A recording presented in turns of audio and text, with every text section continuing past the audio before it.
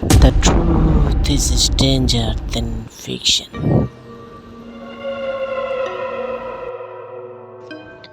মধ্যরাতে লিফট। ঘটনাটা ঢাকা শহরের এক পুরনো অ্যাপার্টমেন্টে। ওই অ্যাপার্টমেন্টের লিফট বহুদিন ধরেই খারাপ ছিল।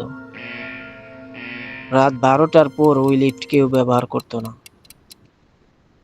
কিন্তু তানিয়া অফিস থেকে ফিরছিল ওই দিন অনেক রাত করে। সিঁড়ি বেয়ে উঠতে তার আলসেমি লাগলো, তাই সে লিফটে উঠল। বোতাম টেপার সাথে সাথে লিফট নামতে লাগলো নিচের দিকে। কিন্তু অবাক ব্যাপার, সে তো 7 চেপেছিল, তবু লিফট থামলো 13 তলায়। অথচ বিল্ডিং এ 13 তলাই নেই। দরজা খুলে গেল।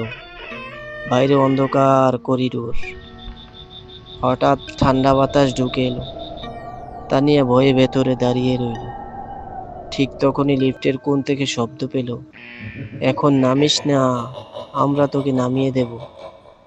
সে ঘুরে তাকাতেই দেখলো লিফটে সে একা নয়, চারপাশে পচা মুখওয়ালা কয়েকজন মানুষ দাঁড়িয়ে আছে।